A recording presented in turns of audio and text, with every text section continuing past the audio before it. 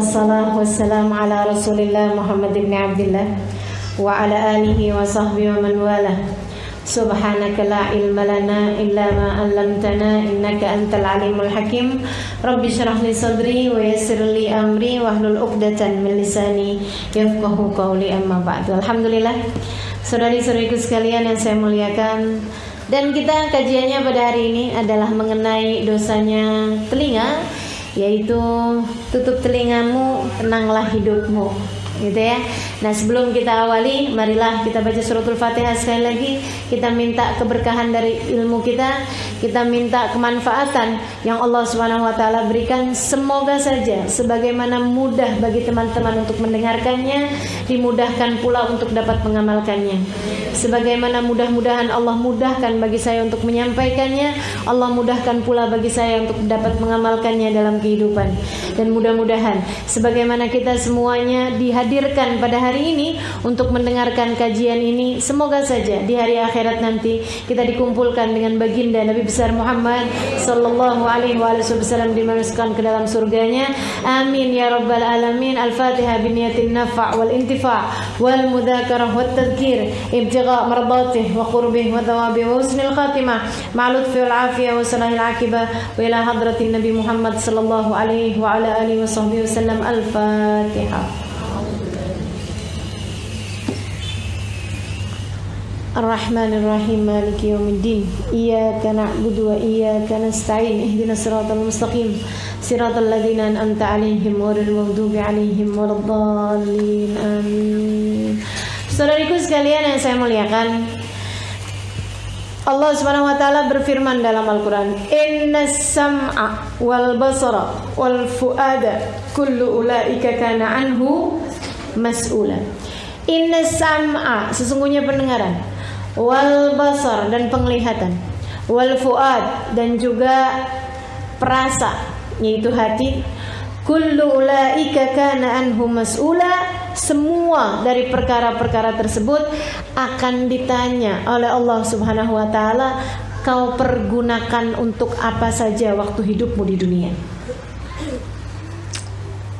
Mata, telinga, hati, lisan, tangan, kaki, semua anggota tubuh kita akan datang waktunya dimintai pertanggungjawaban oleh Allah Subhanahu wa taala.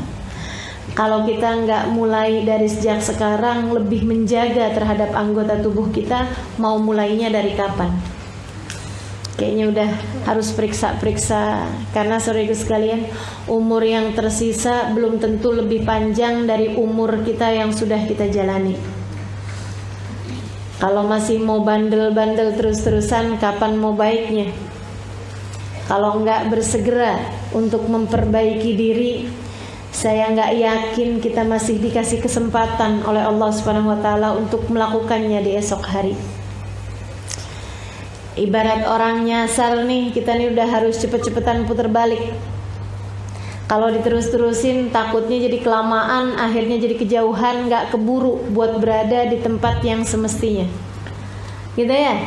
Nanti udah waktunya pulang kepada Allah SWT, masih ngelibet di situ aja, masih sesat aja, masih salah aja, masih bandel aja, masih durhaka aja. Ya Allah, ya Allah. Nanti kalau pas hari anggota tubuh kita dimintai pertanggungjawaban sama Allah, mau jawab apa kita nanti? Maka emang udah harus dipikir-pikirkan. Udah dosa mata kita udah harus hindari benar-benar. Udah kita bahas di pertemuan yang lalu. Sekarang dosa telinga juga. Saudaraku sekalian, kita harus menjaga telinga kita. Kenapa? Yang pertama, karena telinga adalah amanat dari Allah Subhanahu wa taala untuk kita jaga. Hadiah dari Allah. Kita enggak ikut-ikutan bikin gendang telinga. Kita enggak ikut-ikutan bikin daun telinga. Ya, kalau daun pintu sih masih ada yang bikin. Tapi kalau daun telinga ada enggak? Enggak ada nih. Enggak ikut-ikutan bikin kita. Semuanya udah diatur sama Allah Subhanahu wa taala, dan subhanallah, keajaiban semesta Allah Subhanahu wa taala berikan di telinga kita. Teman-teman sekalian, kecil aja bendanya. Bagian mendengarnya tuh yang di dalam tuh kecil aja. Akan tetapi sebegitu kecilnya menangkap semua jenis suara, dan kemudian memprosesnya, mengirimkannya ke dalam akal kita, sehingga begitu kita dengar kita faham, gitu ya. Kita dengar, kita tahu, oh ini suaranya orang nangis, berarti dia lagi sedih. Oh ini suaranya orang nangis, tapi kelihatannya nangisnya nangis terharu. Oh ini suaranya orang nangis, tapi kelihatannya nangisnya bukan terharu, bukan sedih, nangis kesel. Sama-sama nangisnya, tapi subhanallah telinga kita sebegitu pekanya langsung mengirimkan kepada otak kita, sehingga kita tahu jenis tangisan pun rupanya berbeda-beda. Tawa juga begitu. Ya, kedengeran suara tawa nih teman-teman sedikit sekalian. Kita kedengeran suara ketawa, ada yang ketawa seneng, ada yang ketawa mengejek, gitu kan ya. Ada lagi yang ketawa apa? Ketawa sedih, udah gak? Subhanallah. Bahkan ketawa sekalipun begitu ya, itu tuh bisa beda-beda. Ketawanya bayi bisa menyenangkan kita dengar di siang hari, tapi bisa jadi sesuatu hal yang menakutkan kalau kita dengar di malam hari, terutama kalau di rumah tersebut nggak ada bayi. Horor ya. Jadi teman-teman sedikit sekalian, luar biasa sekali telinga kita ini dalam masalah mendengarkan suara-suara. Kita bisa bilang, wah ini suaranya enak bener nih. Ah ini suaranya bikin pusing. Nah ini suaranya empuk. Suaranya garing. Suaranya serak-serak becek. Suaranya serak-serak basah. Suaranya wah luar biasa gitu. Bahkan hanya dari suara aja itu kita bisa tahu rasa hati kita ketika mendengar suara tersebut, gitu ya. Masya Allah, luar biasa. Hadiah dari Allah Subhanahu Wa Taala. Tuh kalau lagi bahas telinga gitu, dikasih macam-macam jenis suara buat kita dengar. Teman-teman sedikit sekalian, hadiah dari Allah Subhanahu Wa Taala. Karenanya mesti kita pakai sesuai dengan maunya Allah. Allah Subhanahu Wa Taala menginginkan dengan telinga kita mendengar apa, mesti kita pakai. Kayak yang kemarin kita contohkan, kalau ada orang tua kita ngasih kita sendal, suami kita ngasih kita sepatu, ceritanya hadiah dari dia. Ini tahun baruan nih, saya kepengen ngasih kamu hadiah. Kita buka sepatu. Bagus bang, sepatunya sini bang, saya pukul bang, abang. Kita buka sepatu kita, pak, pada suami kita. Gimana tuh? Itu sejelek-jeleknya kedurhakaan, gitu kan ya? Nyakitin, dipukul, lebih nyakitin lagi kalau dipukulnya pakai benda yang kita hadiahkan darinya. Saudara sekalian yang saya muliakan, nah ini kita kalau kemudian pakai telinga dari Allah Subhanahu Wa Taala, kita pakai buat maksiat kepada Allah Subhanahu Wa Taala, kan nggak pantas bener. Telinganya dari Allah, dipakainya buat maksiat kepada Allah Subhanahu Wa Taala. Kata Allah, lah dari saya kok dipakainya buat bermaksiat dan berdurhaka kepada saya, kata Allah. Ini kalau saya ambil lagi gimana telinganya? Mendadak tuli. Ya Allah, ya Allah. Ibu-ibu sekalian, padahal yang namanya telinga nih ya, kebaikan-kebaikan banyak kan kita dapat dari telinga. Kita hadir majelis kayak gini, saya sering sekali sampaikan kepada panitia, pokoknya makanan kurang gak apa-apa, tempat sempit-sempitan gak apa-apa, yang penting suara harus sampai. Kenapa? Sebab kebaikannya itu didapat dari telinga, kayak gitu ya. Kalau misalnya orang hadir sambil lapar gak dapat makanan, masih bisa dengar walaupun kurang konsentrasi, tapi masih tetap bisa dengar gitu. Akan tetapi kalau udah suara mic-nya gak nyampe, itu udah masalah. Langsung jadi gelisah, lapar berasa, kan gitu ya, panas berasa, kepengen ngobrol berasa, langsung jadi iseng gitu, langsung tanya-tanya karena nggak kedengeran. Nah itu. Jadi teman-teman saudaraku sekalian, nih telinga nih sumber segala kebaikan sebenarnya. Kita bisa pakai alat ini untuk mendengarkan segala kebaikan. Makanya mesti kita pakai sesuai dengan apa yang Allah Subhanahu wa taala inginkan. Kita jaga telinga kita sebab ianya adalah amanat dari Allah Subhanahu wa taala untuk kita sekalian. Kita harus pakai sesuai dengan sang pemberi amanat. Kita harus pakai sesuai dengan sang pemberi hadiah berupa telinga ini, yaitu Allah Subhanahu wa ta'ala. Yang kedua, kenapa kita bisa jaga telinga kita? Karena saudaraku sekalian, telinga itu pintu terbuka menuju hati. Yang di dalam hati kita nih terpengaruh sama apa yang kita lihat dan juga apa yang kita dengar. Pintunya hati ini cuma dua doang, mata sama telinga. Kemarin kita udah bahas betapa sangat berpengaruhnya apa yang dilihat kepada apa yang ada dalam hati. Nah kan demikian pula dengan telinga kita juga begitu. Jadi sekalian, apa yang kita dengar bakalan ngaruh kepada hati kita, bakalan ngaruh kepada hati kita. Makanya pandai-pandailah mendengar yang baik-baik, dan pandai-pandailah pula menyaring untuk apa yang disisakan di hati dan apa yang harus dibuang keluar dari hati kita. Kan begitu ya? Mau saudaraku sekalian, dengar yang gak enak jangan disimpan di hati. Dengar kata-kata yang kotor-kotor jangan disimpan di hati. Dengar kalimat-kalimat yang tidak menyenangkan jangan disimpan di hati. Kenapa? Karena hati adalah hal terindah yang Allah karuniakan dalam diri kita. Ngapain gitu simpen yang jelek-jelek di dalamnya? Nah ini pintu pembuka masuknya sesuatu ke dalam hati adalah telinga. Makanya mesti pinter-pinter jagain telinga. Jagain, jangan mau denger yang gak enak.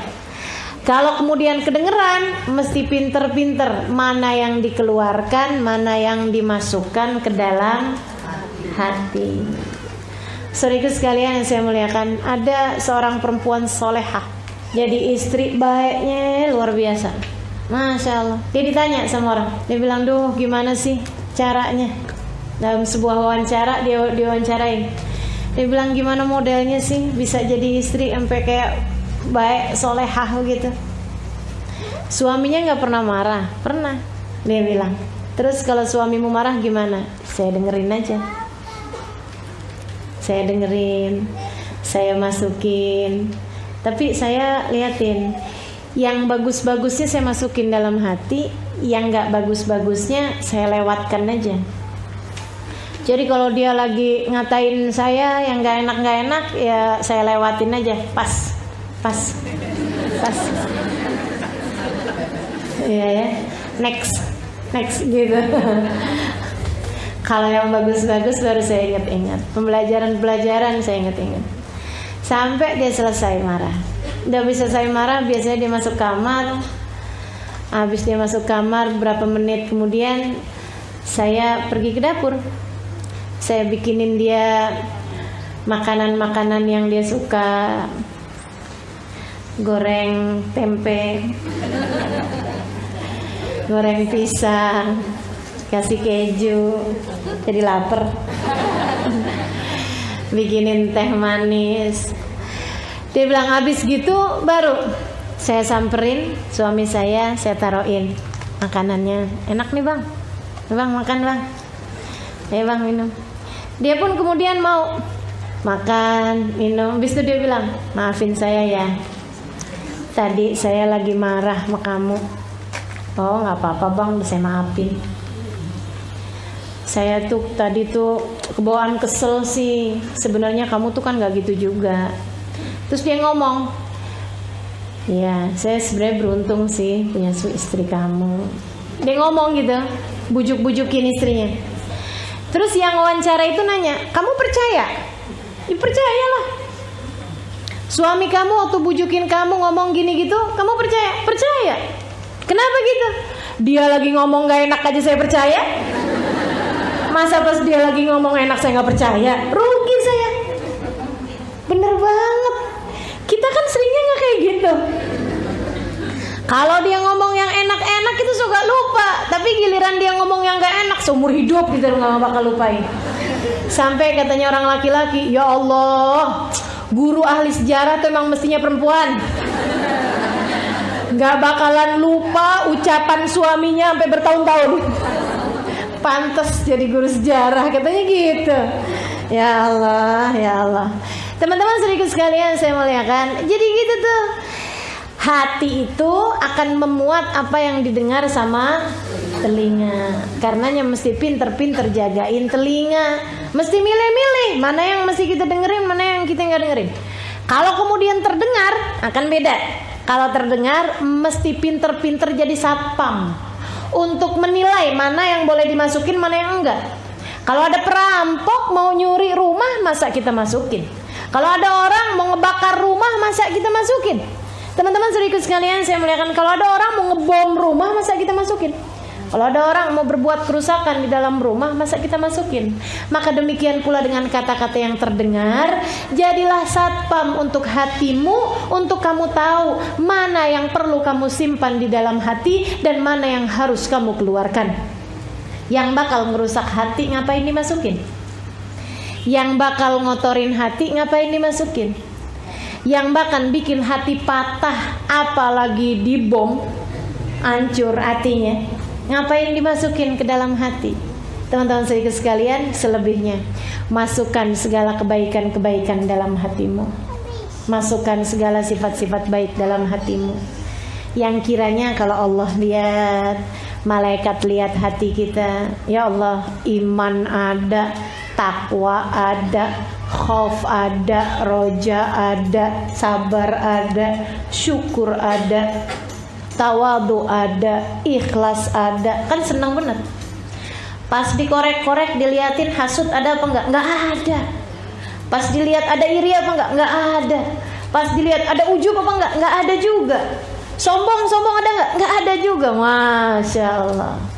Allah ketika melihat hati kita begitu bersihnya, Allah kemudian berkenan untuk ada di dalamnya, sehingga para kekasih-kekasih Allah SWT adalah orang-orang yang di dalam hatinya terdapat Allah Subhanahu, ditaruhin rahmatnya, ditaruhin karunia-Nya.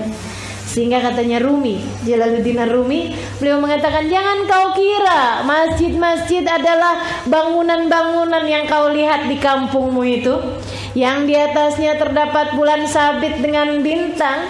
Bukan, dia bilang, masjid yang sesungguhnya adalah hati para kekasih-kekasihnya. Di sanalah Allah berada. Hatinya para kekasih-kekasih Allah, di sanalah Allah berada. Makanya kenapa kita perlu minta doa sama orang-orang soleh? Karena ada Allah dalam hati mereka yang siap mendengar dan mengijabah segenap doa-doa mereka. Gitu. Teman-teman sekalian, hati yang paling penting, makanya mesti jagain. Gimana cara jagainnya? Jaga mata, jaga telinga. Kemudian pinter-pinter nyaring yang mana yang harus dimasukkan dan mana yang harus jauh-jauh kita buang dari dalam hati kita. Insya Allah. Kemudian yang terakhir, kenapa kita perlu menjaga hati kita? Teman-teman sekalian, akan dimintai pertanggungjawaban. Segenap doa-doa, dosa-dosanya bakal ditanyain. Kenapa kamu hari itu mendengarkan ini? Kenapa kamu hari itu mendengarkan itu? Kenapa kamu ketika terdengar azan kamu gak dengerin? Kenapa kamu malahan sibuk mendengarkan keburukan? Itu semuanya akan ditanya sama Allah Subhanahu wa taala. Daripada ruwet ntar di saat pertanyaan, mendingan dari sekarang deh kita jagain. Insya Allah. Teman-teman sekalian, pertanggungjawabannya ruwet. Makanya kenapa gitu ya, para kekasih-kasih Allah Subhanahu wa taala, mereka lebih suka menutup telinganya jauh-jauh, menutup telinganya rapat-rapat dari segala keburukan-keburukan itu yang akan membuat orang jadi lebih mudah terjaga. Makanya kenapa perempuan-perempuan itu sama Allah Subhanahu wa taala disuruh, katanya Allah Subhanahu wa taala, waqarna fi buyutikunna, diam dirilah kalian di dalam rumah-rumah kalian. Soalnya kenapa? Kalau pergi arisan kedengaran macam-macam. Kan gitu ya? Kalau kita pergi reunian, ya Allah, ya Allah, mana mata ketemu mantan. Telinga kemudian dengar kabar kalau dia sekarang sudah menduda. Waduh, bahaya ini ya. Jadi susah jagain diri, jadi susah jagain hati. Kalau kita biarkan mata melihat yang dia suka, telinga mendengar apa yang dia mau. Teman-teman saudaraku sekalian, karena emang paling penting udah deh, jaga-jaga. Jangan dengar yang nggak perlu didengar, jangan dengar yang nggak perlu didengar, jangan lihat yang nggak perlu dilihat, jangan cari tahu yang nggak perlu kita tahu. Kayaknya kabar semuanya harus didengar, harus update. Iya, itu update apa kepo? Alasannya pakai bawa hadis. Man lam yahtam bi amril muslimin falaysa minhum. Siapa yang nggak tahu keadaan kondisinya umat Islam, dia tidak termasuk di antara mereka. Ini pakai hadis buat kepentingan yang nggak benar. Teman-teman saudariku sekalian yang saya muliakan, keadaan orang di sekeliling kamu harus tahu. Tetangga sebelah nih anak yatim udah makan apa belum, itu yang harus kamu perhatikan, bukan yang kamu pikirkan keadaan dunia semuanya harus kamu tahu. Katanya Habib Umar bin Hafid, ya Allah, orang-orang zaman sekarang sibuknya sama urusan dunia, merasa rugi, merasa bodoh, merasa nggak ngerti kalau sampai nggak tahu urusan politik di negerinya atau di negeri-negeri orang. Tapi urusan Tuhannya manusia nggak ada yang suka pada peduli. Urusan apa pesan-pesan Allah kepadamu nggak cari tahu. Urusan agama nyuruh kita buat apa nggak peduli. Ya Allah, sedihnya. Setiap berapa menit sekali buka kabar. Sekarang kan di tangan. Buka Twitter, buka Facebook, buka TV, buka berita. Kan begitu ya? Update semuanya. Tapi Quran sampai pada berdebu, nggak pernah dibaca. Kalaupun dibaca, sama sekali nggak punya rasa penasaran terhadap apa isinya. Ini kan sedih nih. Sedih bener ya. Ya Allah, teman-teman sekalian, mudah-mudahan Allah jaga seluruh anggota tubuh kita. Amin ya Rabbal Alamin. Pertanggungjawabannya bukan ringan di mata Allah. Karenanya mesti kita jaga benar-benar telinga kita agar mendengar sesuatu yang baik, insya Allah. Yang di dalam hati terpengaruh sama apa yang didengar. Makanya Bu, pernah ada satu cerita. Ada orang di kampung bikin lomba naik apa tuh namanya, panjat pinang. Kabarnya sekarang haram hukumnya ya. MUI mengeluarkan fatwa hukumnya haram panjat pinang. Karena katanya MUI yang benar bukan dipanjat baru dipinang, tapi dipinang baru dipanjat. Oke lah. Receh ya saya ya. Teman-teman sekalian, saya udah serius-serius katanya, dikirain beneran gitu ya. Teman-teman sekalian, di satu tempat ada orang bikin acara panjat pinang. Wah, tinggi bener dibikinnya, 50 meter. Sampai tinggi lah pokoknya gitu kan. Teman-teman sekalian, oh nggak ada yang berhasil, padahal di atas tuh dikasih hadiah pergi umroh misal. Semuanya nih pada nggak berhasil. Saudara sekalian, di saat mereka lagi udah pada mau nyampe nih, udah kurang berapa ini lagi, ada orang yang di bawahnya tuh ngomongnya kayak begini, nggak bakalan sampai gitu. Dikomporin kayak nggak bakalan berhasil gitu. Akhirnya nggak ada yang berhasil. Ada seseorang yang kemudian ketika dibilang bakalan sampai, kamu nggak bakalan sampai, dia naik terus aja sampai nyampe ke ujung, dia yang dapat hadiah. Wah, girang dia. Begitu turun, orang-orang heran gitu. Kenapa kok kamu tuh padahal udah digitu-gituin sama orang-orang tapi tetap aja gitu. Oh, emang orang-orang lagi gituin saya ya? Saya kan budek.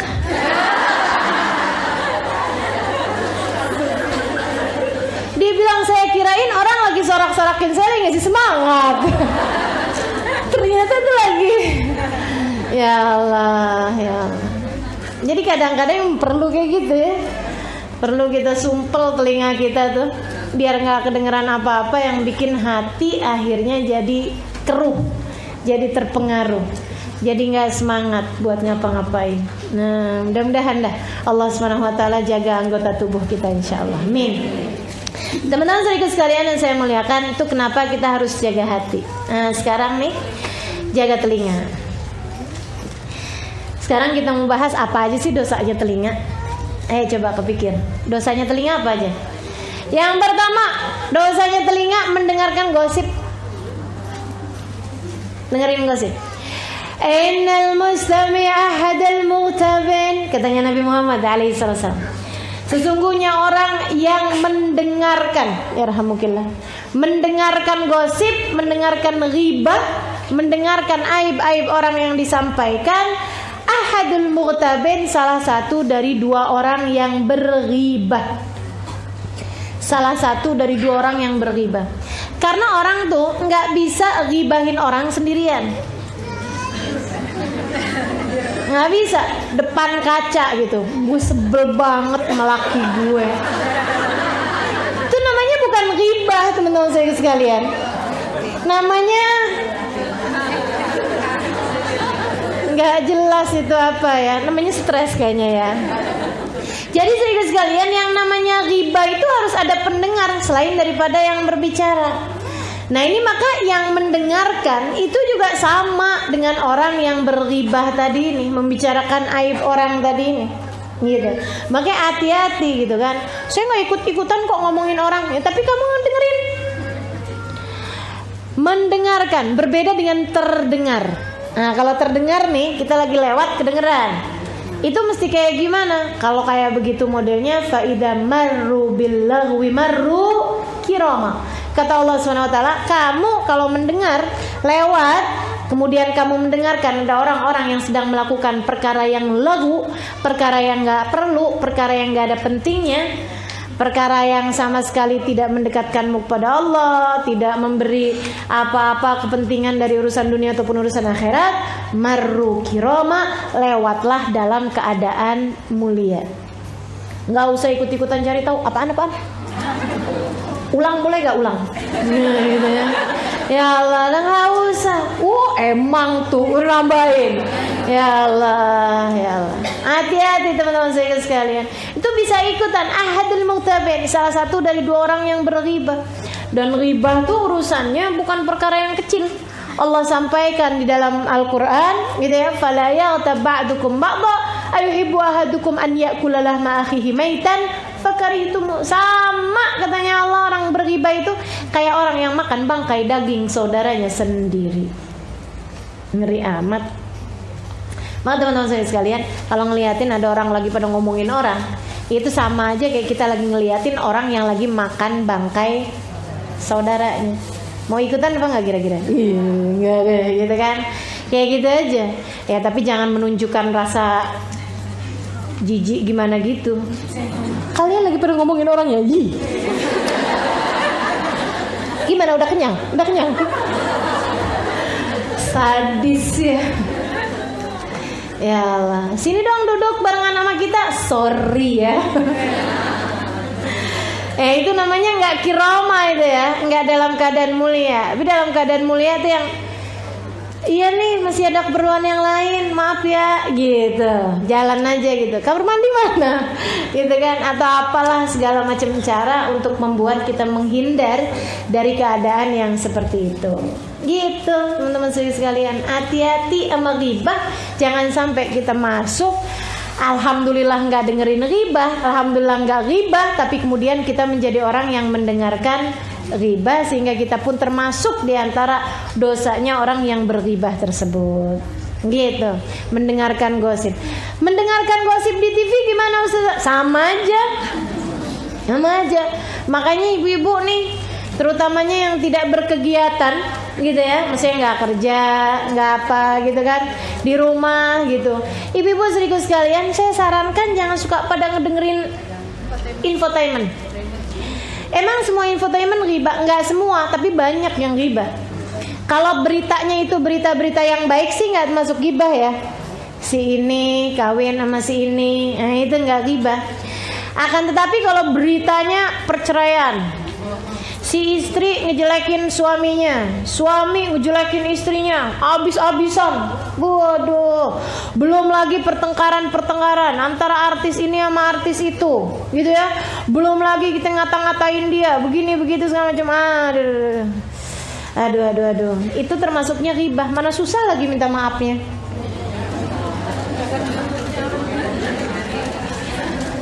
Kalau berita-berita yang kayak pejabat korupsi gitu-gitu kita dengerin ghibah apa enggak? Sebenarnya sih ghibah bukan ya teman-teman. Sebab la ghibata li fasikin, tidak termasuk ghibah terhadap orang fasik yang sudah kefasikannya jelas. Kalau udah terbukti dia memang korupsi, kemudian kita liatin sekedar pembelajaran, sekedar tahu, silakan aja. Kan begitu ya? Akan tetapi kalau sudah menjurus kepada hal-hal yang berbau ghibah, dah udah deh saudaraku sekalian, aib orang ada, tapi kita kan juga belum tentu nggak punya aib. Malahan bukan kayak begitu, aib kita nggak kalah banyaknya. Yang disebutin orang dari kita, yang disebutin orang lain tentang orang lain, itu aibnya tidaklah lebih sedikit daripada aib yang kita punya. Makanya daripada kayak begitu, mendingan lana a'maluna walakum rahimallahum ra'an, kata Nabi Muhammad. Didoain. Saudaraku sekalian, nih ya, bayangin kalau Nabi Muhammad masih hidup sekarang. Pengen ketemu apa enggak? Banget ya. Kalau ketemu mau ngapain?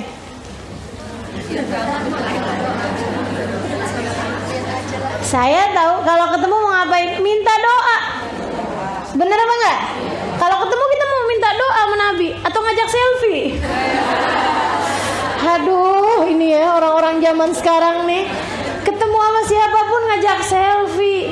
Saya bisa ngebayangin, untung Nabi Muhammad udah nggak ada nih. Nabi Muhammad ada nih, ya Allah. Rasul sebentar, cek. Nggak asik banget kita caranya memperlakukan ulama-ulama kita ya. La ilaha illallah. Teman-teman sekalian, kalau Nabi Muhammad ada, pastilah kita akan minta doa sama beliau. Nah ini, saya kalau pelajarin waktu hidupnya Nabi itu ada orang-orang yang masa hidupnya Nabi udah didoain Nabi.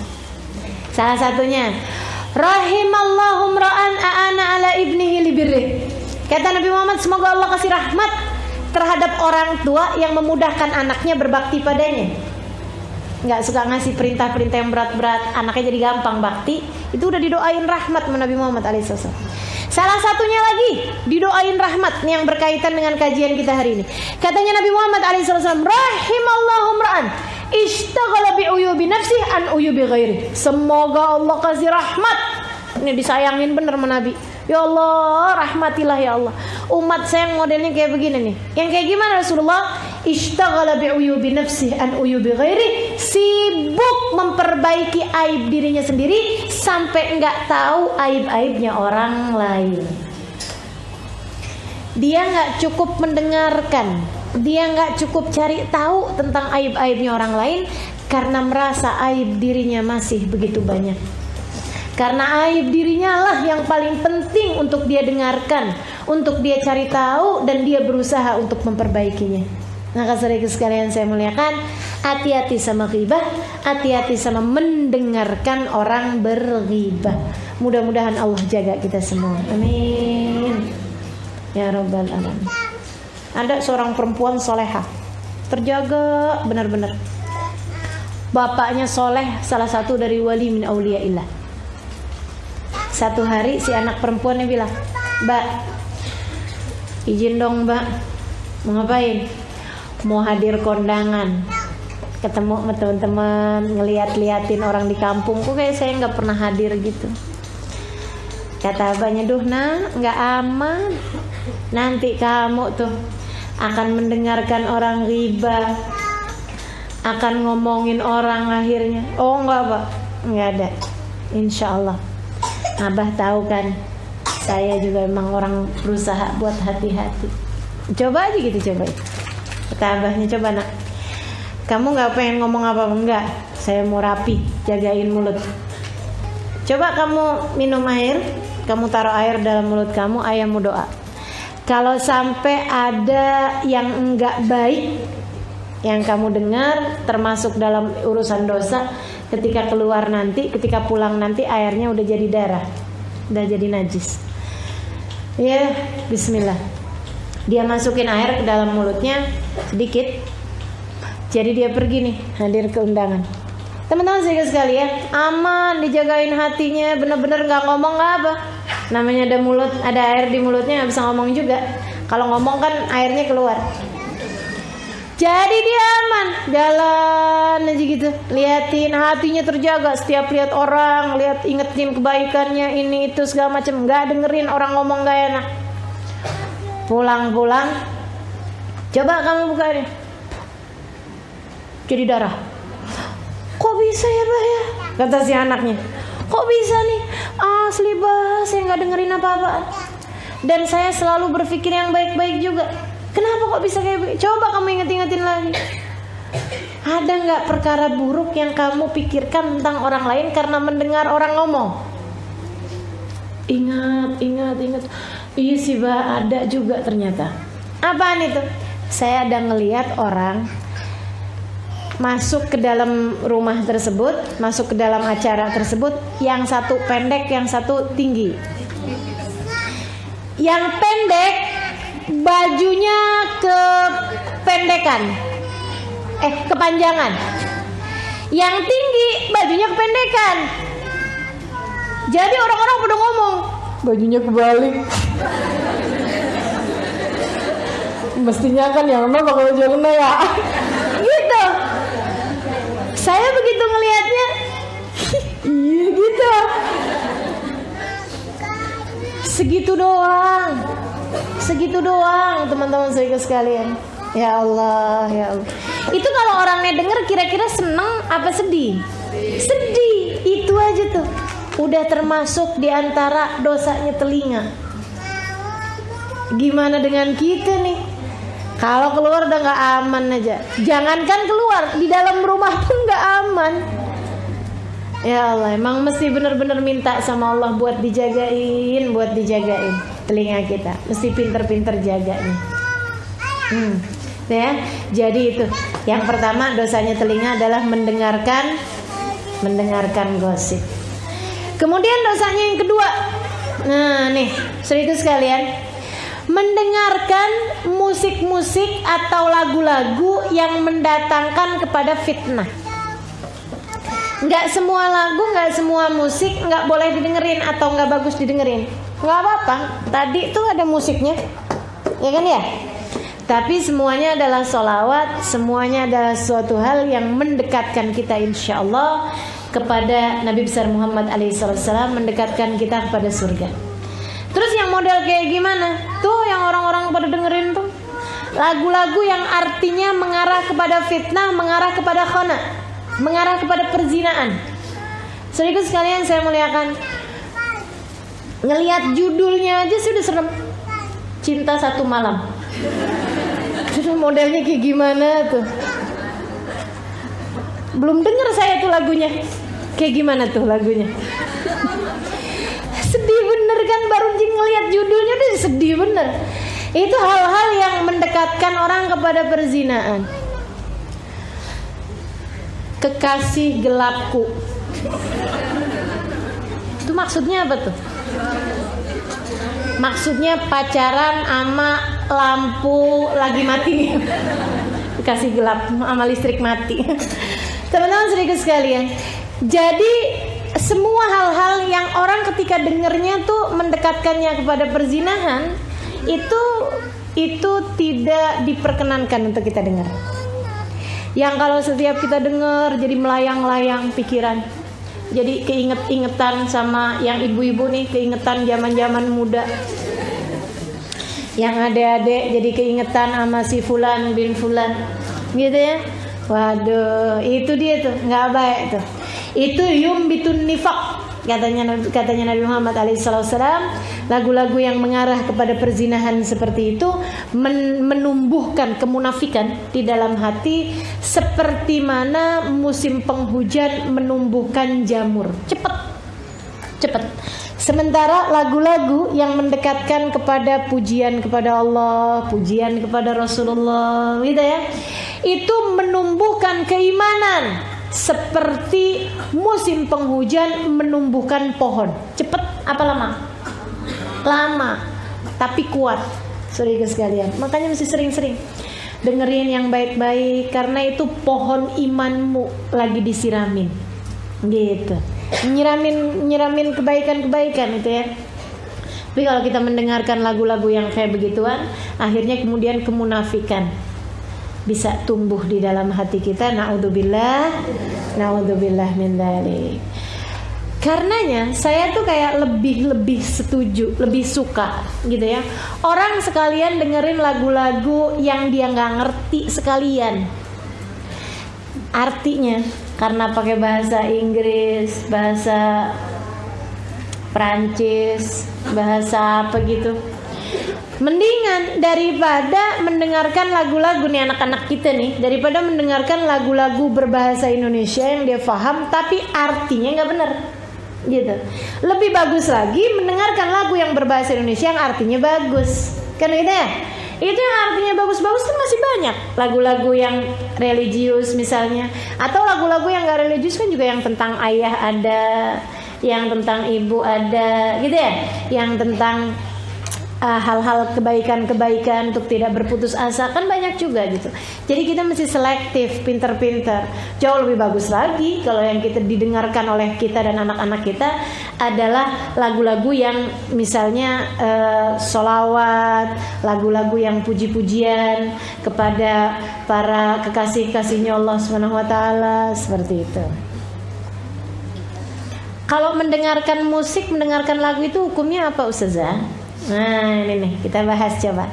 Teman-teman saudaraku sekalian yang saya muliakan, ada perbedaan pendapat di antara para ulama mengenai musik. Sebenarnya gini, ada kesepakatan di antara ulama mengenai musik yang halal, musik yang mubah, musik yang boleh. Musik yang boleh salah satunya nih yang ada di depan kita ini. Ini musik-musik yang boleh. Termasuk juga kalau di alat-alat musiknya yang inian tuh kayak angklung, alat musik yang dipukul ya, kayak bass, kayak drum band tuh, ya kan, dung itu nggak apa-apa tuh, itu boleh-boleh aja. Itu kan musiknya sama aja, kayak ibu-ibu mukul panci. Kan nggak jauh bedanya ya suaranya, kayak ibu pukul galon air, sama aja gitu. Jadi itu memang enggak haram. Kalau ada orang yang mengharamkan musik secara mutlak, ini menurut saya enggak tepat. Menurut saya enggak benar gitu. Bukan hanya menurut saya, menurut para ulama enggak tepat kalau semua musik haram. Karena ibu-ibu saudara sekalian, alam semesta ini enggak jauh-jauh dari musik. Menurutmu suara rintik hujan bukan musik? Musik.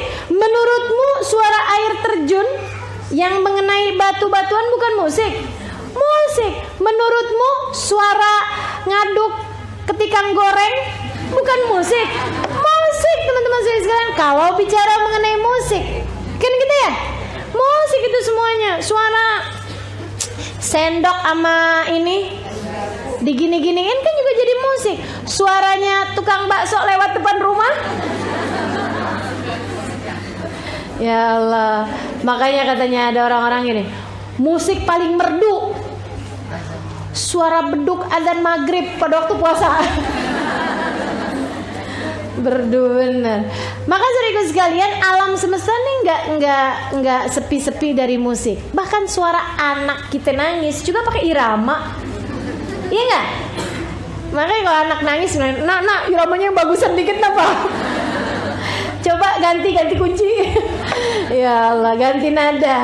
Maka teman-teman sekalian, alam semesta nih nggak sepi dari irama. Semuanya pakai irama. Orang ngomong pun pakai irama kok. Makanya katanya Nabi Muhammad alaihi salatu wassalam, zayyinu aswatakum zayyinul Qur'an bi aswatikum. Hias-hiasilah Al-Qur'an dengan suara kalian. Lagu-laguin Al-Qur'an, ghannul Qur'an, katanya Nabi Muhammad alaihi salatu wassalam. Lagu-laguin, iramain Al-Qur'an. Disuruh Allah SWT. Irama musik itu selalu ada dalam kehidupan kita, nggak mungkin enggak. Makanya secara naluri anak-anak tuh baru lahir aja udah demen sama musik, udah demen sama lagu, udah demen sama irama. Cuman masalahnya gitu ya, ada pada beberapa alat musik yang diharamkan. Makanya saya sampaikan nih, ada beberapa alat musik ittifaq ulama dengan kehalalannya, seperti yang tadi saya sebutkan. Ada juga sebagian ulama yang mengharamkan beberapa alat musik, gitar, kemudian lagi biola, kemudian lagi piano. Nah itu diharamkan oleh sebahagian ulama. Sebagian yang lain, dan ini yang saya lebih cenderung kepada jawaban ini, teman-teman saya sekalian, karena jawaban ini yang diambil oleh para guru-guru kami, guru-guru saya, gitu ya. Mereka mengatakan bahwa musik itu seperti gelas. Musik seperti gelas. Saudariku sekalian yang saya muliakan, musik seperti pisau, musik seperti semua alat-alat lainnya. Makanya namanya alat musik. Bukan musiknya, tapi alat musik. Alat musik itu sama aja dengan gelas yang merupakan alat minum. Sama halnya dengan piring yang merupakan alat makan. Sama halnya dengan pisau yang merupakan alat dapur. Teman-teman saudara sekalian yang saya muliakan, tergantung dipakainya buat apa. Kalau yang dituangkan kopi halal, kalau yang dituangkan bir jadi haram. Kan begitu tuh. Sama-sama gelasnya gitu. Sama halnya dengan gitar, piano. Kita bicara yang haram ya, bukan yang halal. Kalau yang halal tadi sudah saya sampaikan, itu halal, mau dipakai apa aja juga halal gitu kan. Terus kalau kemudian yang dipakai yang di alat-alat musik yang haram ini tadi gitu kan, yang sebagian mengatakannya haram, itu menurut mereka ada para ulama yang mengatakan bahwa tergantung dipakainya buat apa gitu. Kalau dipakainya untuk mengiringi lagu-lagu yang baik secara liriknya gitu ya, apalagi jika itu adalah pujian kepada Nabi Muhammad, misalnya Mahir Zain, kan nyanyi ada alat musiknya, misalnya Abdus Salam Al-Maghribi, Hamadah dan lain sebagainya. Para munsyid itu juga banyak yang pakai alat musik kayak piano gitu kan ya.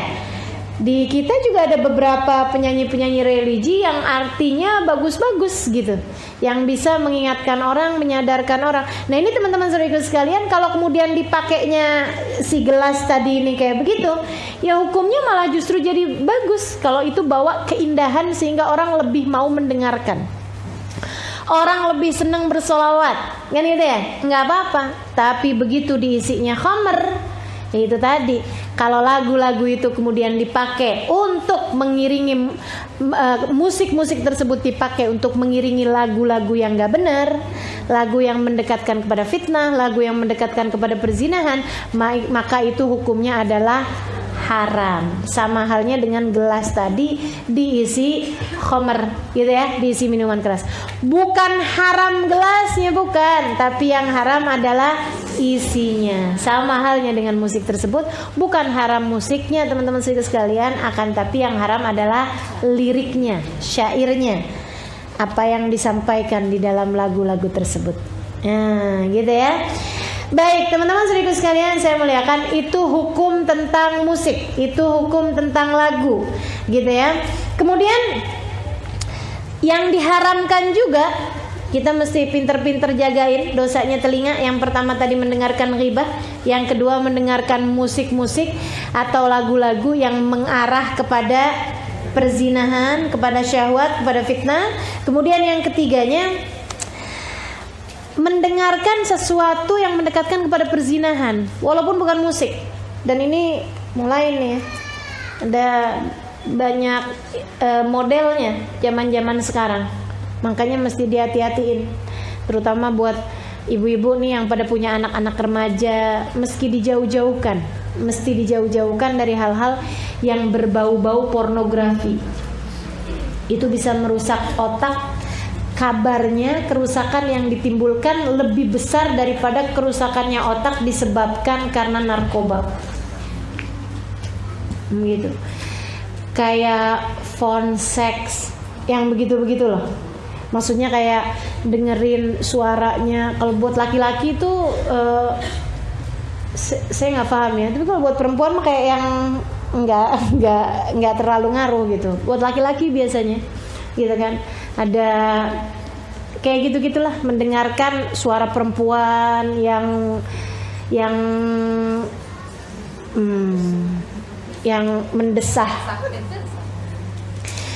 mendesah-desah gitu ya. Nah, itu semuanya hukumnya adalah haram. Karena perbuatan zina itu yang haram bukan hanya zinanya, akan tetapi segala sesuatu yang mengarah kepada perzinahan. La taqrabuz zina innahu kana fahisyatan wa sa'a sabila. Kemudian saudara sekalian, yang juga merupakan dosanya telinga, mendengarkan omongan orang yang gak kepengen didengerin, nguping, nyensor, kemudian lagi mendengarkan percakapan-percakapan yang orangnya gak kepengen didengerin. Itu hukumnya adalah haram, gitu kan. Orang lagi berantem suami istri kita dengerin, yasma'un kalaman wahum lahu karihun, mendengarkan sesuatu dan mereka nggak kepengen suara tersebut didengerin. Karenanya kemudian menjadi haram orang bertiga kemudian dua orang berbisik-bisik, itu haram hukumnya. Jadi kalau kita lagi bertiga gitu ya, kemudian dua orang, satu sama dua, A sama B gitu ya, bisik-bisik dengan mengindahkan si C. C-nya jadi nggak tahu kan apa yang dibisikin, itu hukumnya haram. Kenapa bisa kayak begitu? Karena kan akan melukai perasaannya si C. Dan lagi pula orang kayak begitu tuh ibu-ibu sekalian, walaupun apalagi saling kenal ya, nggak kenal aja langsung jadi ngeliatin dirinya, kenapa nih saya? Merasanya dia yang lagi diomongin. Padahal bisa jadi bukan begitu, kan gitu ya? Bisa jadi bukan dia yang diomongin. Tapi kalau udah yang namanya berbisik-bisik di tengah tiga orang, dua orang A sama B bisik-bisik, itu hukumnya haram. Karena melakukan sesuatu hal yang membuat si yang ketiganya menjadi tersakiti. Termasuk juga diantaranya adalah kalau ada orang lagi ngomong sesuatu yang nggak kepengen didengar, kita jangan coba-coba untuk cari tahu, cari dengar gitu ya. Apaan nih? Kira-kira ngomong apa sih? Ya Allah, nguping itu nggak bagus. Itu termasuk dari dosa-dosanya telinga. Dosanya telinga yang berikutnya, saudara sekalian, tidak mendengarkan azan. Jadi kita kalau lagi ada azan itu kita bisa dengerin. Hukumnya wajib untuk mendengar azan dan menjawabnya. Kalau kedengeran azan, dengan beberapa persyaratan. Satu, syaratnya azannya live, azannya secara langsung. Jadi kalau azannya itu suaranya di handphone, itu kan memang udah tersimpan, bukan live kan. Nah itu nggak wajib dijawab, nggak wajib didengerin, gitu ya. Apalagi kalau dia pasang di handphonenya itu suara azan sebagai ringtone. Tiap denger, bukannya diangkat teleponnya malah didengerin azannya. Kelakuannya.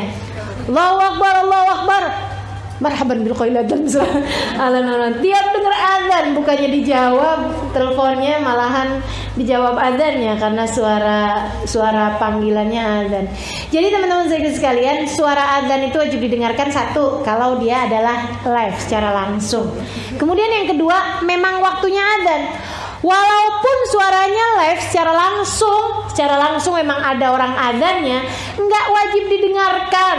Kalau kemudian engkau lagi dengerin lomba azan, gitu ya. Tiap orangnya azan, marhaban bil qailatan, marhaban bisalatin, Allahu Akbar, Allahu Akbar, Allah, terus jadi jawabin azan karena lagi jadi juri. Ya enggak tuh. Jadi yang sesuai dengan waktunya. Satu, live. Kedua, sesuai dengan waktunya. Yang ketiga, suara adzan yang terdekat. Jadi kalau walaupun live tapi suara adzannya itu jauh, atau suara adzannya itu beruntun.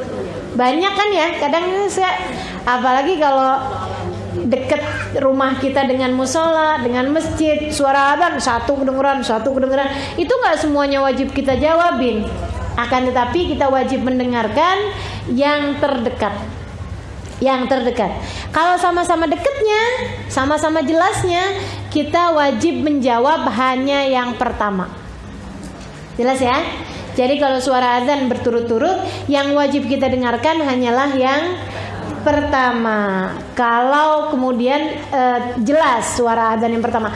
Kalau suara adzan yang pertama nggak jelas, maka yang wajib didengarkan adalah yang paling jelas atau yang paling dekat dengan tempat kita. Seperti itu. Jadi teman-teman saudara sekalian, ini mengenai adzan. Dan kalau kita bicara tentang adzan nih, saudara sekalian yang saya muliakan, ada beberapa hal yang kita sunnah untuk lakukan ketika suara adzan terdengar. Pertama, ketika dengar suara adzan, Allahu Akbar, kita disunnahkan untuk mengatakan marhaban bil qaili adlan, marhaban bis salati ahlan wa marhaban. Marhaban bil qaili adlan, marhaban bis salati ahlan wa marhaban. Nah, itu dicatat kebaikan-kebaikan yang banyak tuh. Apalagi jika diiringi dengan rasa sukacita. Alhamdulillah, ketemu duhur lagi, sholat lagi, alhamdulillah. Ketemu asar lagi, alhamdulillah. Marhaban bil qaili adlan, marhaban bis salati ala marhaban. Selamat datang wahai yang menyampaikan panggilan yang paling adil, panggilan yang terbaik. Selamat datang wahai salat, selamat datang penghadapan kami kepada Allah Subhanahu wa taala. Gitu. Teman-teman sekalian, dengan rasa sukacita. Saya alhamdulillah sukacita ketika mendengar adzan maghrib di bulan Ramadan. Semuanya kayaknya ya. Tapi kalau buat rasa senang setiap kali mendengar adzan, ini memang urusannya sama hati, teman-teman sekalian. Kita masih lebih sering kalau dengar adzan gini, udah duhur aja. Ntar kedengeran asar, udah asar aja, perasaan baru aja duhur. Kayak waktu kejar-kejaran banget, cepet banget gitu jalannya. Maka saudara sekalian, itu kita sunnah tuh. Habis itu kemudian Allahu Akbar, kita dengerin, kita jawabin yang sama. Asyhadu an la ilaha illallah, kita dengerin, kita jawabin yang sama. Asyhadu an la ilaha illallah. Asyhadu anna Muhammadar Rasulullah, kita dengerin, kita jawabin yang sama. Kemudian kita cium. Ini satu amalan berfadilah yang disampaikan oleh para ulama-ulama kita. Ya, kalau dicari hadisnya kayaknya nggak ketemu. Sekurangnya sampai sekarang saya belum nemu hadisnya. Tapi silahkan diamalkan karena fadilahnya indah. Siapa yang waktu kedengaran azan asyhadu anna Muhammadar Rasulullah, dia cium dua jarinya seraya mengatakan marhaban bi habibi wa qurrat aini Muhammad sallallahu alaihi wasallam, kemudian mengusapkan di dua matanya, insya Allah seumur hidupnya nggak akan kena kebutaan, nggak akan buta, dan nggak akan menjauhkannya dari sakit mata. Insya Allah jauh dari sakit mata, gitu ya. Jadi yang lagi pada sakit-sakit mata, yang harus pakai kacamata, gitu ya, atau yang ngerasa takut nih jangan-jangan ntar buta nih, udah baru umur segini aja udah kacamatanya tebal bener. Nah, coba tuh diamalkan itu. Setiap kali dengar asyhadu anna Muhammadar Rasulullah, kita cium dua jari kita, dua jempol kita, jempol tangan ya, jempol tangan sendiri ya.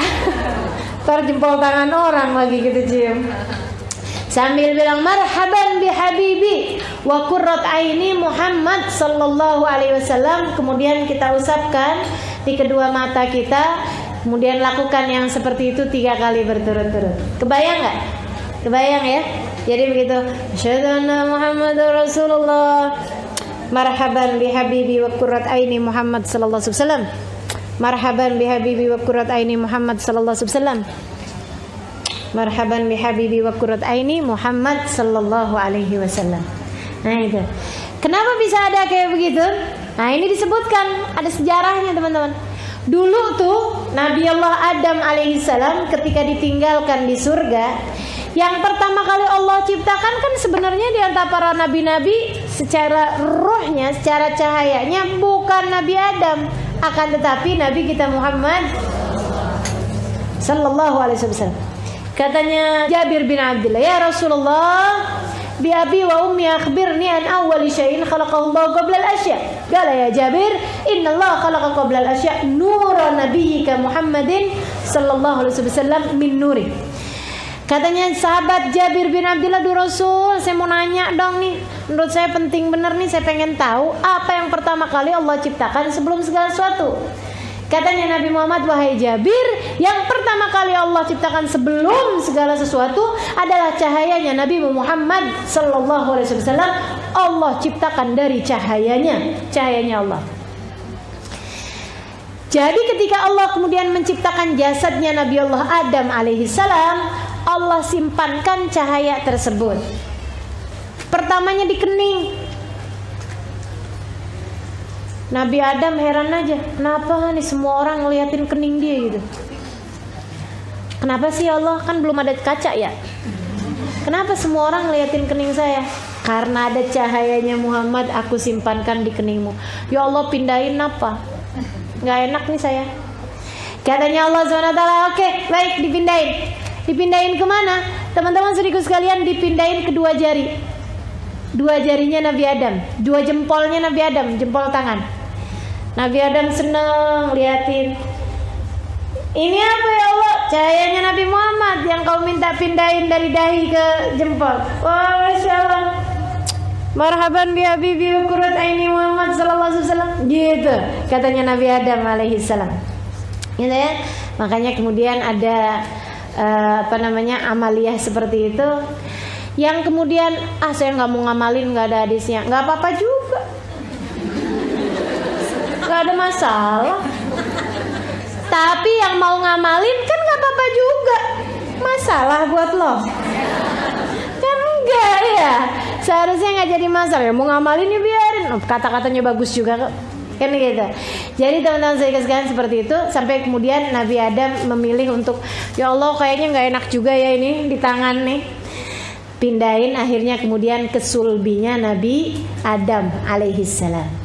Teman-teman saudara sekalian yang saya muliakan, itu mengenai azan. Nanti kalau sampai di hayya 'alas shalah, hayya 'alal falah, kita jawabin dengan mengatakan la haula wala quwata. Allahu akbar, Allahu akbar, kita jawab sama. La ilaha illallah, kita jawab sama. Kemudian kita baca doa sesudah mendengar azan.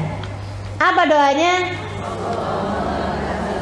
Allahumma rabba hadhihi da'wati tammah was-salatil qa'imah ati sayyidina Muhammadanil wasilata wal fadilah wasyaraf wad darajatal aliyata rafi'a ba'atul maqamal mahmud alladhi wa'attah innaka la tukhliful mi'ad ya arhamar rahimin.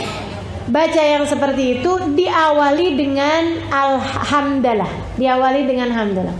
Jadi begitu, la ilaha illallah, nggak pakai Muhammadur Rasulullah, nggak pakai. Kita kan kebiasaan kalau dengar udah la ilaha illallah kayaknya langsung Muhammad Rasulullah.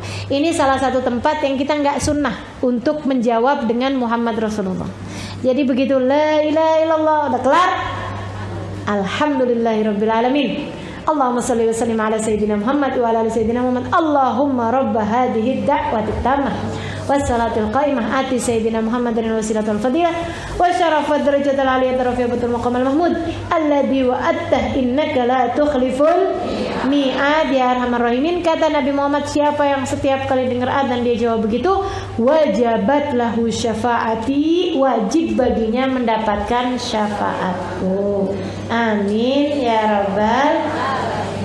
Baik teman-teman saudaraku sekalian yang saya muliakan, itu semuanya adalah dosa-dosanya telinga, ya, dosa-dosanya telinga. Nah kalau amaliyah pahalanya telinga apaan?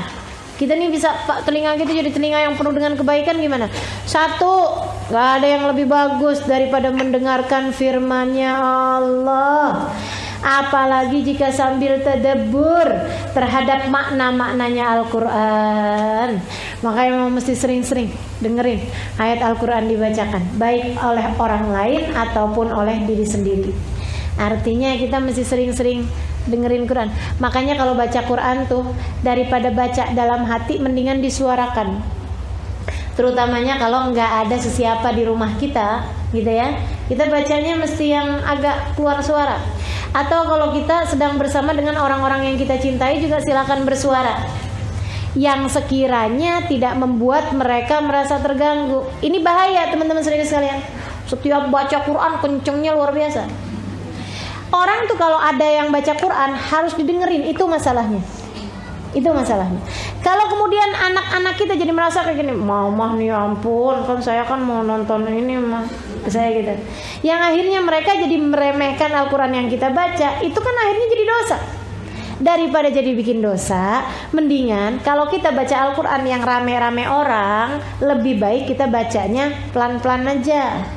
Atau kita menyingkir dari kerumunan orang sehingga kita bisa membacanya dengan bersuara. Karena membaca Al-Quran dengan bersuara itu lebih bagus daripada membaca Al-Quran tanpa suara. Dan karena memang teman-teman sekalian yang saya muliakan, kenapa kita kalau membaca Al-Quran sunnahnya bersuara? Paham maksudnya bersuara? Kan bisa aja saya baca Al-Quran kayak gini, gitu, boleh aja gitu ya. Atau boleh juga Bismillahirrahmanirrahim, Alhamdulillahirrabbilalamin, Ar-Rahmanirrahim. Itu namanya bersuara.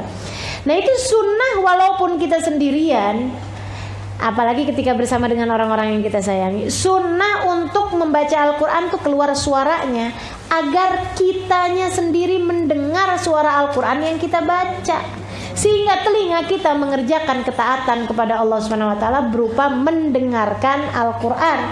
Yang kata Allah Subhanahu wa taala, "Idza quri'al Qur'an fastami'u lahu wa ansitu la'allakum turhamun." Apabila kalian dibacakan Al-Qur'an, maka kalian dengarkan dengan seksama dan diamlah, la'allakum turhamun, maka kalian akan dirahmati oleh Allah Subhanahu wa taala. Gitu. Jadi dengerin Al-Quran, baik ketika sedang dibacakan oleh orang lain ataupun sedang dibacakan oleh diri sendiri. Itu adalah merupakan salah satu dari amalan-amalan yang paling bagus dilakukan oleh telinga kita. Yang lain, dengerin kayak yang teman-teman sedang kerjain. Ya, dengerin mudzakarah, dengerin peringatan-peringatan, dengerin nasihat-nasihat agama, dengerin pelajaran-pelajaran ketika sedang disampaikan. Itu semuanya merupakan makanan-makanan buat hati kita. Itu tuh kayak lagi makan nih teman-teman, kayak gini nih. Sekarang nih lagi dengerin ya. Yang saya ditinggal tidur lain lagi. Yang ngedengerin nih teman-teman sekalian, nih kayak lagi makan nih, lagi makan. Nih kayaknya sekarang udah mulai kelihatan kenyang nih. Gitu ya. Jadi saudara sekalian, itu makanan yang kayak beginian nih, ini cukup buat beberapa hari. Begitu katanya Abu Dzar Al-Ghifari alaihi ridwanallah. Tergantung dari mutunya, tergantung dari kualitasnya. Satu pembicaraan itu akan menjadi makanan buat hati-hati kita. Abu Dzar mengatakan, bahkan dengan bersumpah, katanya beliau, sungguh demi Allah, ala tara al-jasad idza muni'a min ta'amihi thalathata ayyam yamut wa mithluhu al-qalb idza muni'a min ta'amihi thalathata ayyam yamut.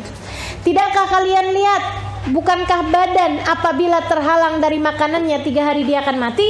Demikian pula dengan hati, kalau 3 hari enggak dengar-dengar kebaikan apapun dia akan mati. 3 hari katanya Abu Dzar. Katanya ulama yang lain mengatakan 1 minggu.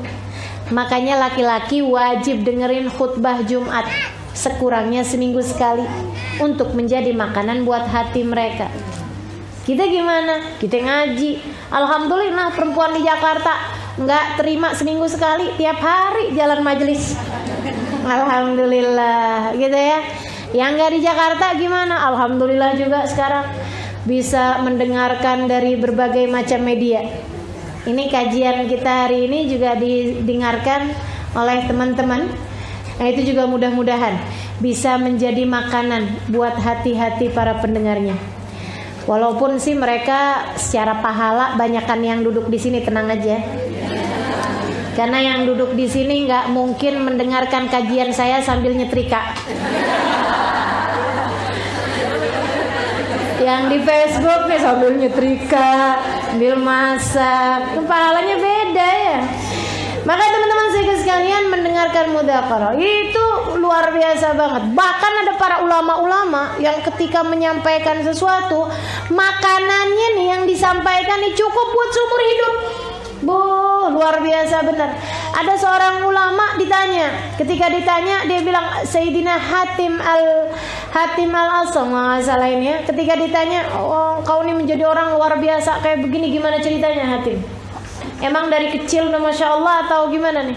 Dia bilang enggak, akan tetapi bermanfaat bagi saya. Nafa'ani mau'izatat Ibnu Semak. Dia bilang saya jadi kayak begini, jadi ahli ibadah, jadi orang yang memutuskan untuk meninggalkan dunia dan sibuk terhadap urusan akhirat karena bermanfaat bagi saya nasihatnya Ibnu Semak. Saya satu hari dengerin kajian dari Ibnu Semak, seorang ulama.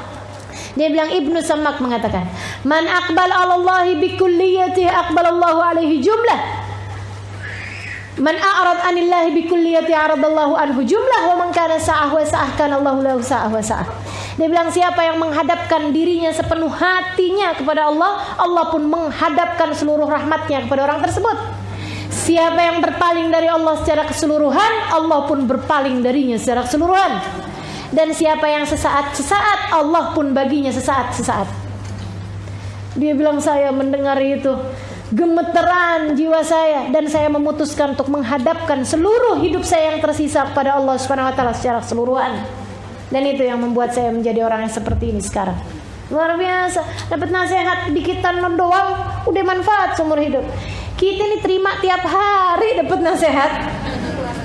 Mudah-mudahan ya. Biar kata gimana juga mudah-mudahan ada yang nyampe. Bagaimanapun la yastawil ladzina ya'lamuna wal ladzina la ya'lamun. Enggak sama orang yang pernah dengar sama orang yang enggak pernah dengar sama sekali. Enggak sama orang yang pernah tahu dengan orang yang enggak pernah tahu sama sekali. Gitu ya. Apalagi yang bermanfaat, dengerin puji-pujian tentang Nabi Muhammad.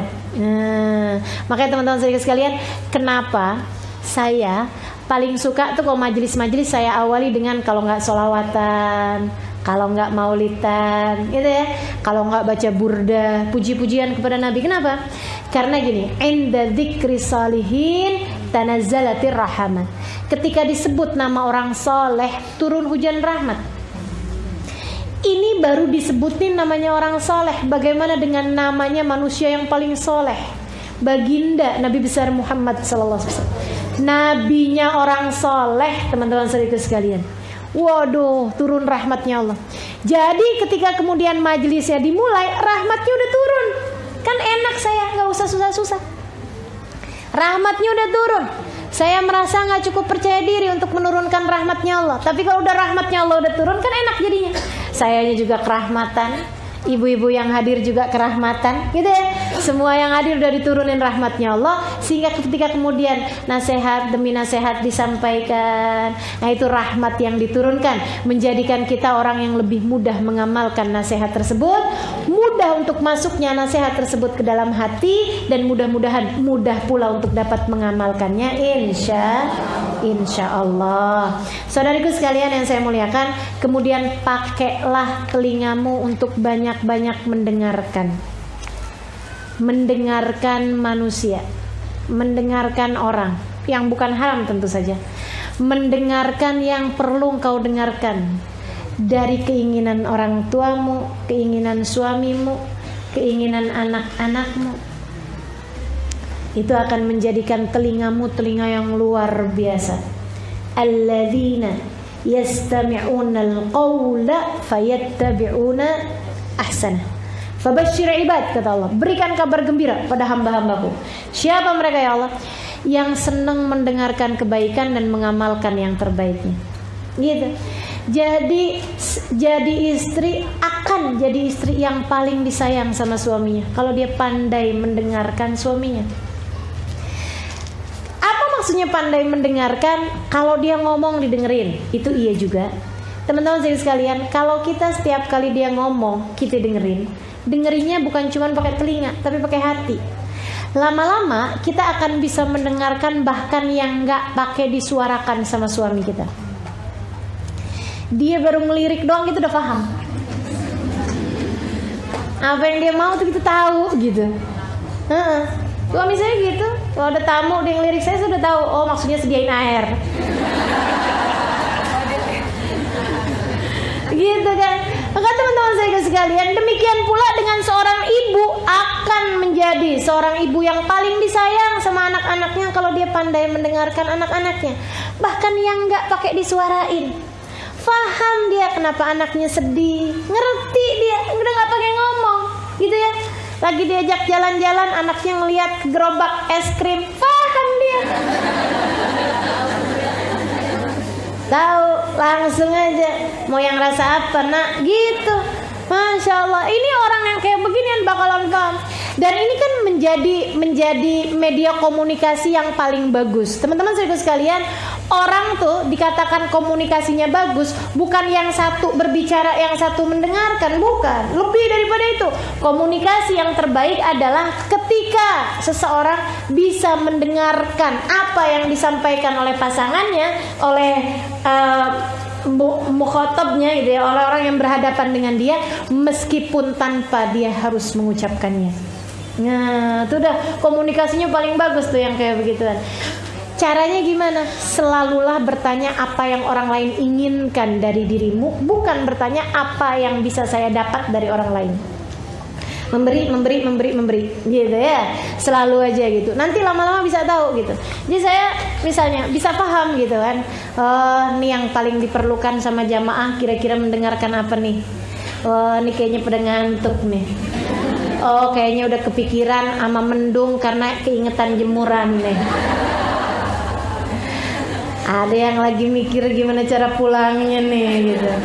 Mudah-mudahan udah bisa berhenti sebelum hujan turun nih. Gitu. Paham? Kenapa bisa begitu?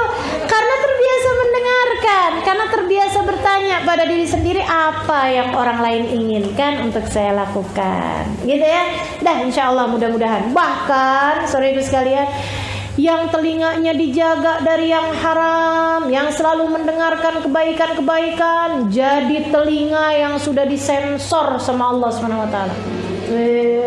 Telinganya Sayyidina Umar bin Khattab, telinganya para kekasih-kasih Allah Subhanahu wa taala. Saudariku sekalian yang saya muliakan, Sayyidina Umar, ada orang ceritanya beliau lagi jadi Amirul Mukminin, Umar bin Khattab. Ada orang mau ngadu, ada rakyat mau ngadu sama Sayyidina Umar. Ngadu, dikasih izin buat ngomong. Ngomong dia, berapa menit gitu ya, 10-15 menit, abis itu keluar. Dia bilang, ih, Umar bin Khattab ya, keren bener. Kenapa emang? Saya jujur terhadap semua ucapan saya sama Sayyidina Umar bin Khattab, kecuali ucapan yang saya baru mau ngomong, dia kemudian bilang, yang ini gak usah kamu omongin. Dia tahu kapan saya mau bohong. Telinganya udah luar biasa, dikaruniai oleh Allah Subhanahu wa taala telinga yang mampu membedakan mana yang benar, mana yang enggak benar. Aduh, telinga yang dikaruniai hidayah oleh Allah Subhanahu wa taala berjalan atau mendengarkan dengan cahayanya Allah. Semoga Allah Subhanahu wa taala mengaruniakan kepada kita jenis telinga yang seperti itu insyaallah. Amin ya rabbal alamin. Rabbana dhalamna anfusana wa illam taghfir lana wa tarhamna lanakunanna minal khasirin. Rabbana atina fid dunya hasanah wa fil akhirati hasanah wa qina adzabannar. Da'wa subhanakallahumma tahiyyatun fiha salam. Akhiru da'wana anil hamdulillahi rabbil